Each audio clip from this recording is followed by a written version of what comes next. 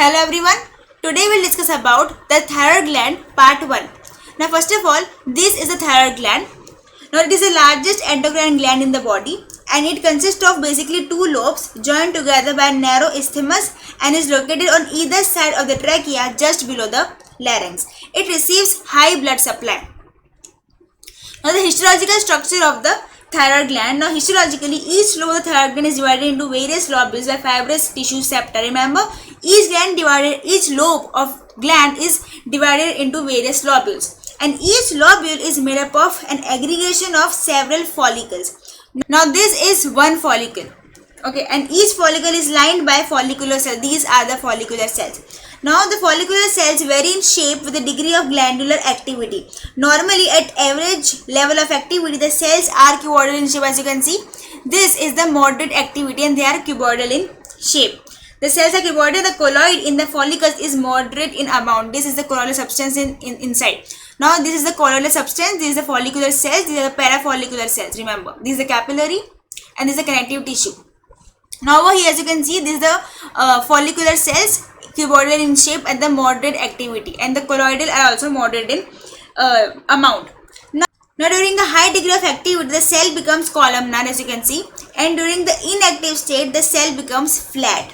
Now these cells secretes the thyroid hormone. This cell means the follicular cell secretes the thyroid hormone. Now in inactive state, as you can see, there is large amount of colloidal substance present inside the follicular cells.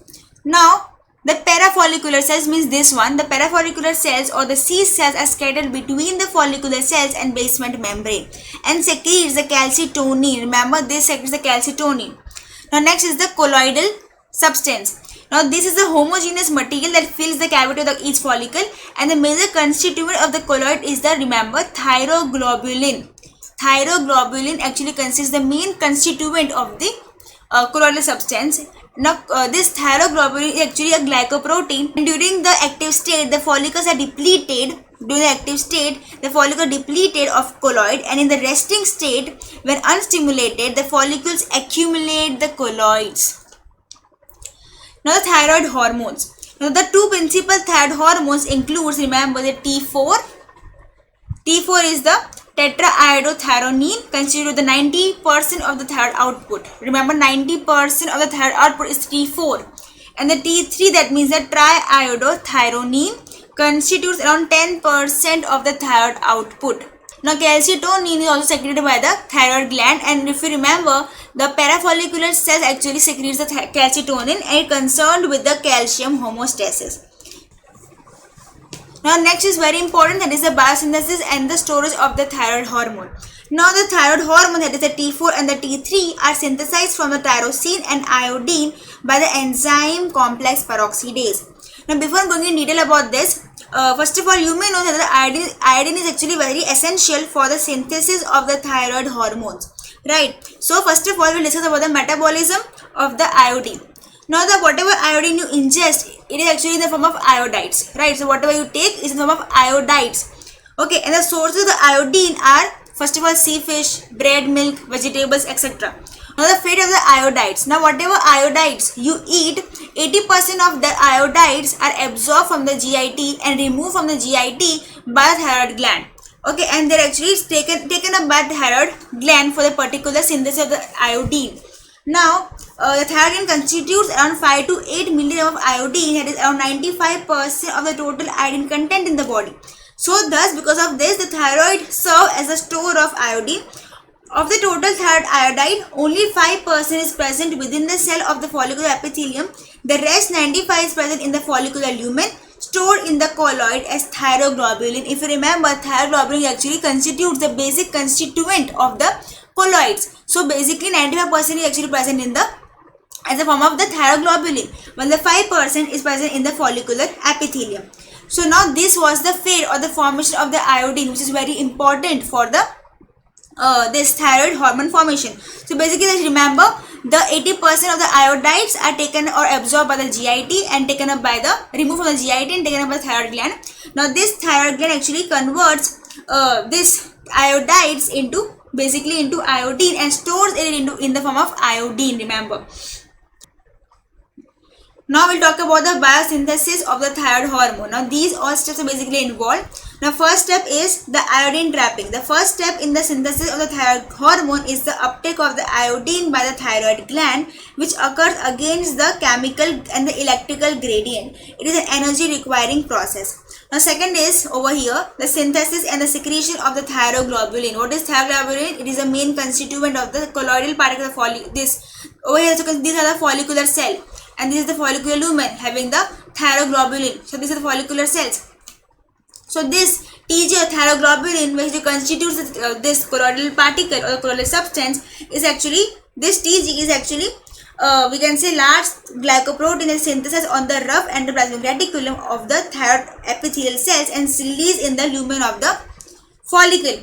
Now each molecule of thyroglobulin consists of about 140 tyrosine residues. Now as you can see, these are slowly transported inside the colloid. So means remember synthesis and secretion. Synthesis, remember, it is basically synthesized on the rough endoplasmic reticulum of the thyroid epithelial cells, means all the thyroid follicular cells, and released inside the colloidal substance or the lumen. Now after release, as you can see over here, the third process is the oxidation of the iodide. Because I told you before, only the iodide is basically converted into iodine. So oxidation of iodide, once within the gland, iodide rapidly moves to the apical surface of the epithelial cells. Okay, now from this it is transported into the lumen of the follicle by a transporter called the pendrin. Over here, this is the protein transporter. So by this, it actually enters into this lumen of the this particular follicular cells of the thyroid gland by the help of the protein pendrin. Now the iodide is then immediately oxidized to iodine. Iodide converted to iodine by the oxidation process by the enzyme, remember, peroxidase, present in the apical border of the epithelial cells. So whatever you eat is the iodide, but after reaching into the lumen, it actually converts into iodine. Now remember, thyroid is the only tissue that can oxidize the iodide into iodine. That's why the thyroid gland is basically the storage of the iodine, containing around the 95% of the total content of the iodine from the whole body. Means it is having the 95% content of the iodine of the whole body. And remember, the TSH, thyroid stimulating hormone, promotes this particular reaction, means converting of iodide to iodine.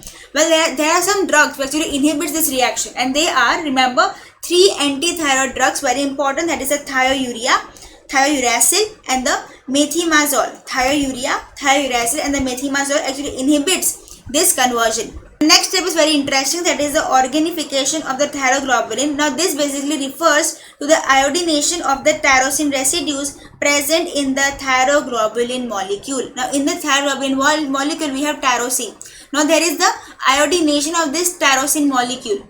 Now because of this reaction, remember this reaction basically occurs in the apical membrane of the cell and requires the thyroid peroxidase enzyme. Okay, if you remember over here in the third step we were having the peroxidase enzyme. Now over here, thyroid peroxidase enzyme. Now tyrosine of the thyroglobulin is first iodinated at the third position, okay, to form the MIT. This is the MIT. MIT, that means the monoiodotyrosine. Okay, when the tyrosine is actually iodinated at the third position, it will form MIT. And when the other iodination actually occurs in the fifth position other than the third, means at the third it forms the MIT, and when the iodination occurs at the third and the fifth position, it forms the DIT. That means the diiodotyrosine. Now fifth reaction is the coupling reaction. Over here, the two molecules of DIT actually combine or couple with each other and will form the T4, means thyroxine hormone. Okay, and when this MIT and DIT actually couples, it will form the T3, that means the triiodothyronine hormone is produced. Now this enzyme over here which actually do this process is the peroxidase. Now sixth is the storage. Once thyroglobulin has been iodinated, it is stored in the lumen of the follicle as colloid for several months. It is estimated that the stored thyroid hormone can meet the body requirement for 1 to 3 months. Now next is about the secretion, transportation, and the metabolism of this particular stored hormones. Now what happens in the seventh step, there is the endocytosis. Now the colloid containing iodinated thyroglobulin enters into the epithelial cells from the lumen of the follicle through the endocytosis process, as you can see. The process is facilitated by the TG receptor megalin. The endocytosis is actually mediated by the megalin named TG receptor located on the apical membrane. So over here, as you can see, there is a colloidal droplet actually occurs inside this follicular cells. The next ninth step is the proteolysis process. Now after the 7th, 8th, this is the 9th. Over here what happens is the lysosome. These are the lysosomes.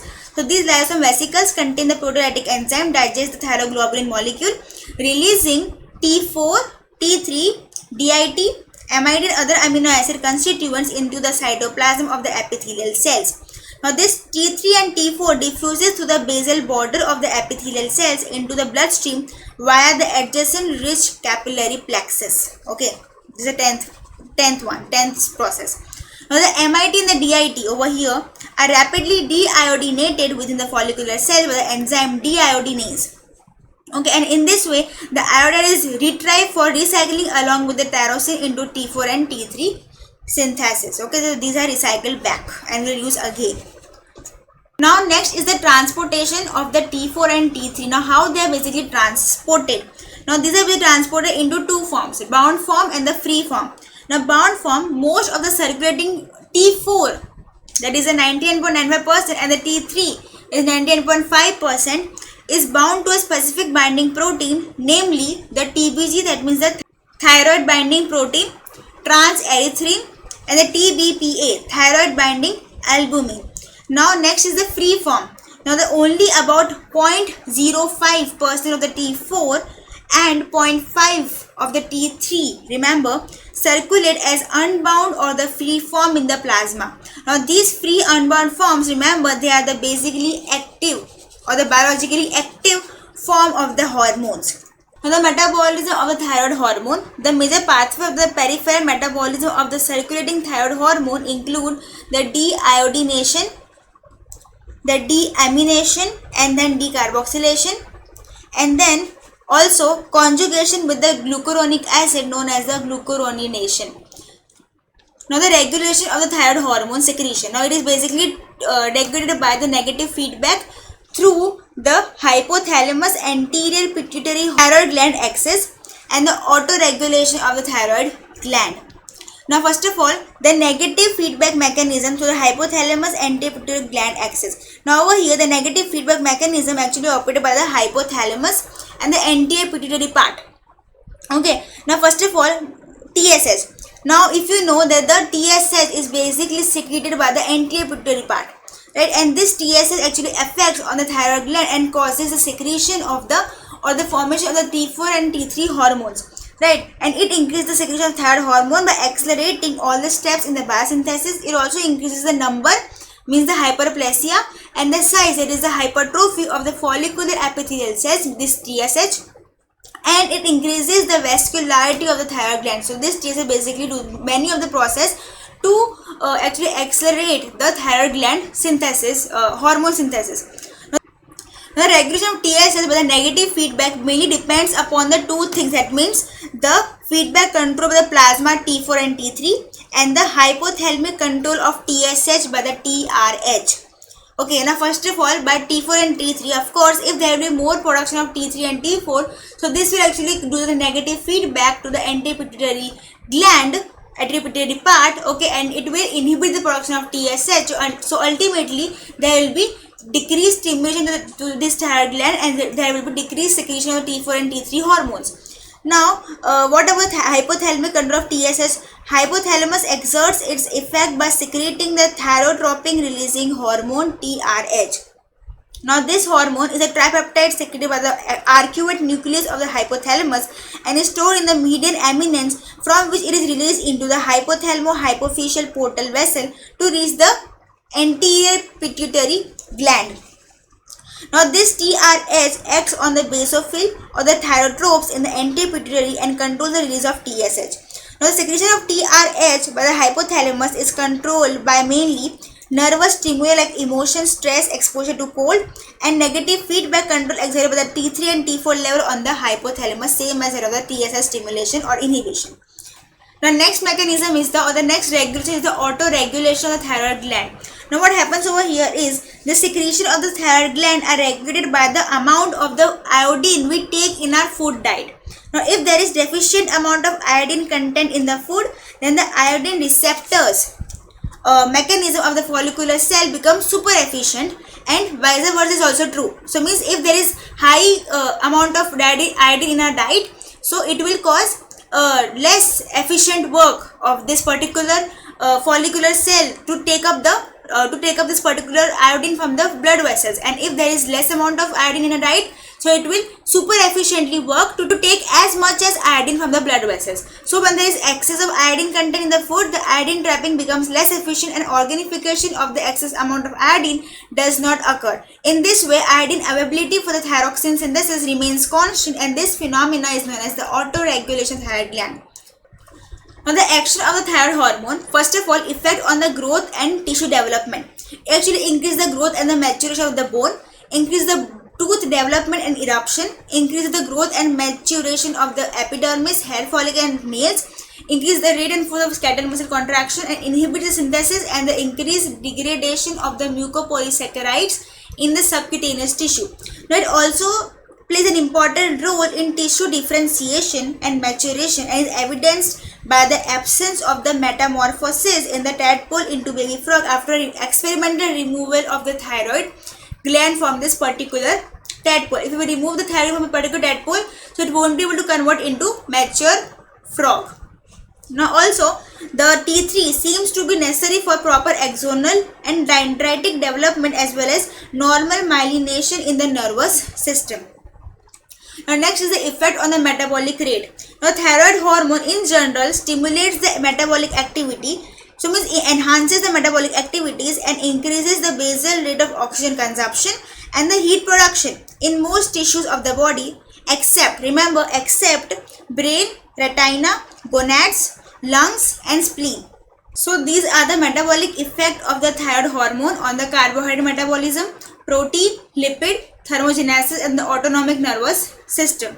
Now we will discuss about the further actions and the disease related to the thyroid hormone in a further next video. So hope you understood well. Thank you so much.